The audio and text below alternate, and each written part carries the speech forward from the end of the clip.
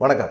OPS வந்து திமுகவோட கூட்டணி வச்சுருவாரு அப்படிங்கிற மாரி ஒரு எண்ணம் எல்லாத்துக்குமே இருக்கு. ஆனா ஓபிஎஸ் திமுகவோட கூட்டணி வைக்க மாட்டாரு. அவர் வந்து திமுக வந்து புகழ்ந்து பேசினாரு. திரும்பவும் திமுக தான் ஆட்சிக்கு வரும் அப்படின்னு சொல்லி கல எதார்த்தத்த வந்து அவர் பேசியிருக்கிறாரு. காரணம் வந்து திமுக மேல மக்களுக்கு அதிருப்தி இல்ல.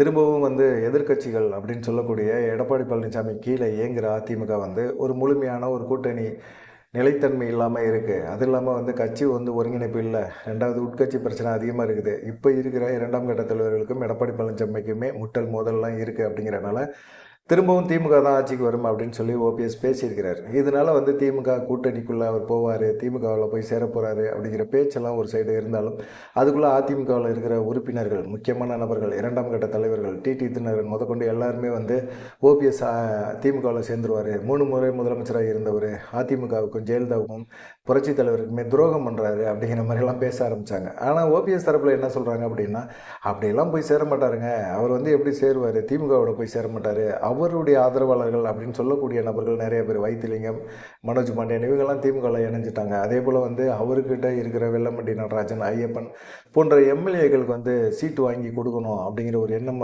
அவருக்கு இருக்குது. அவருக்கு வேணுமோ இல்லையோ, அவர் தேர்தலில் போட்டி போடுறாரோ இல்லையோ, அவருக்கு வந்து தாண்டி அவருடைய ஆதரவாளர்களுக்கு வந்து சீட்டு வேணும் அப்படின்னு சொல்லி அவர் நினைக்கிறாரு. அதனால சம்மந்தமாக தான் ஓபிஎஸ் இவர் முதலமைச்சர் ஸ்டாலினை போய் சந்தித்து பேச்சுவார்த்தை நடத்தியிருக்காரு அப்படிங்கிற மாதிரி சொல்கிறாங்க. இதுக்கு இடையில பார்த்தீங்கன்னா ஓபிஎஸ் சசிகலாட்ட வந்து பேசியிருக்கிறாரு. சசிகலாவும் ஓபிஎஸ்ட்ட வந்து தொடர்பு கொண்டு பேசியிருக்காங்க. செல்ஃபோனில் தான் இந்த பேச்சுவார்த்தை நடந்திருக்கு. என்ன சொல்லியிருக்காங்க சசிகலா அப்படின்னா, நம்ம 2 பேருமே இணைஞ்சு நம்ம தென் மாவட்டம், டெல்டா மாவட்டங்கள நின்றோம்னா கண்டிப்பாக எடப்பாடி பழனிசாமிக்கு ஒரு பாடத்தை புகட்ட முடியும் அப்படின்னு நம்புகிறாங்க.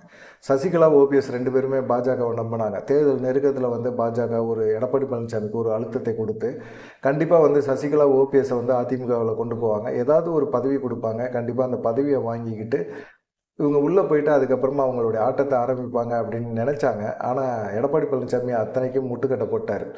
பாஜகவும் வந்து பார்த்திங்கன்னா, நமக்கு எதுக்கு அதிமுகவோட உட்கட்சி பிரச்சனை, அதில் போய் நம்ம ஏன் தலையிடணும், நம்ம கட்சியை வளர்க்குறது தான் நம்ம வந்திருக்கிறோம், அதிமுக கட்சிக்குள்ளே இருக்கிற பிரச்சனைகளை தலையிடுறது நம்ம வேலை கிடையாது, அது எடப்பாடி பழனிசாமி சசிகலா பிரச்சனை, எடப்பாடி பழனிசாமி ஓபிஎஸோட பிரச்சனை, நம்ம தலையிட வேணாம் அப்படின்னு நினைக்கிறாங்க. அதனால தான் செங்கோட்டையன் பார்த்தாரு, பாஜகவுக்கு வந்து இவ்வளோ தூரம் நமக்கு வந்து துரோகம் பண்ணிட்டாங்க அப்படின்னு சொல்லிட்டு எஸ்கேப் ஆயிட்டார். ஒரு சைடு எடப்பாடி பழனிசாமியோட துரோகம், நம்முடைய பாஜக ஒரு சைடு துரோகம், என்ன பண்ண முடியும் அப்படின்னு சொல்லிட்டு சசிகலா, ஓபிஎஸ் இருக்காங்க.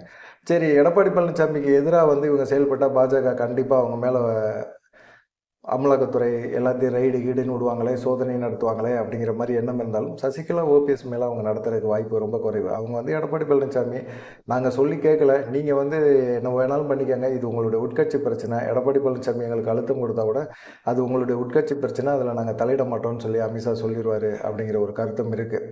சரி, சசிகலா, ஓபிஎஸ்ட்ட என்ன பேசுனாங்க அப்படின்னு பார்த்தீங்கன்னா, அவங்க சொன்ன ஒரு விஷயம் என்னென்னா, நம்ம 2 பேருமே இணைஞ்சு செயல்படுவோம் வாங்க அப்படின்னு சொல்லியிருக்காங்க. குறிப்பாக பார்த்தீங்கன்னா, முதலமைச்சர் பதவியை கொடுத்துட்டு போன எடப்பாடி பழனிசாமி செஞ்ச துரோகம் அவங்களால ஏற்றுக்கவே முடியல. கட்சிக்குள்ளே சசிகலாவை சேர்க்கவே மாட்டேன் அப்படின்னு சொல்கிறாரு அப்படிங்கிற மாதிரி. அதை தாண்டி பார்த்தீங்கன்னா, உதயகுமார்லாம் வந்து பார்த்திங்கன்னா அவங்களுக்கு செல்வாக்காக உருவாக்கி கொடுத்தாங்க. அவரெல்லாம் வந்து எம்எல்ஏ ஆக்கி, அமைச்சராக்கி அழகு பார்த்ததில் வந்து சசிகலா முக்கிய பங்கு. இன்றைக்கி சசிகலாவுக்கு எதிராக விமர்சனம் பண்ணுறதுல உதயகுமார் முதன்மையாக இருக்கார். எடப்பாடி பழனிசாமிக்கு அடுத்து இருக்கிறார். அதே போல் விஜயபாஸ்கர் இவங்கெல்லாம் பார்த்திங்கன்னா சசிகலாவோட ஆதரவாளராக இருந்தவங்க. இவங்கெல்லாம் வந்து எடப்பாடி பழனிசாமிக்கு இப்போ மிக முக்கியமான நபர்களாக இருக்கிறாங்க. இவங்களுக்கு எதிராக தென் மாவட்டத்தில் குறிப்பாக இருக்கிற மற்ற முக்கியமான முன்னாள் அமைச்சர்களுக்கு எதிராக வந்து நம்ம களம் கண்டு நம்ம வந்து அவங்கள தோற்கடிக்கணும், எடப்பாடி பழனிசாமியை திரும்பவும் ஆட்சியில் உட்கார வைக்கக்கூடாது, டெபாசிட் இழக்க வைக்கணும், நிறைய தொகுதிகளில் டெபாசிட் இழக்க வைக்கணும். அப்போ வந்து ஓபிஎஸ், சசிகலா 2 பேருமே இணைஞ்சு செயல்பட்டால் சரியாக இருக்கும் அப்படிங்கிற மாதிரி எண்ணத்தில் சசிகலா வந்து ஓபிஎஸ்ட்ட பேசியிருக்காங்க. அதே போல் வந்து தாவேகோட கூட்டணி தொடர்பான பேச்சுவார்த்தையும் நடத்துகிறாங்க அப்படின்னு சொல்கிறாங்க. சசிகலா, ஓபிஎஸ் கூட்டணி உறுதியாயிடும். அவங்க வந்து போட்டி போட போகிறாங்க. ஆனால் ஓபிஎஸ் அவருடைய ஆதரவாளர்களுக்கு திமுகவில் வந்து சீட்டு வாங்கி கொடுத்துட்டு அவர் வந்து சசிகலாவோட இணைந்து எடப்பாடி பழனிசாமிக்கு எதிராக பிரச்சாரம் பண்ணுவார் அப்படிங்கிற ஒரு தகவல் இருக்குது. இதை பற்றி உங்களுடைய கருத்து என்ன அப்படிங்கிறத மறக்காமல் கமெண்ட் பண்ணுங்கள். நன்றி, வணக்கம்.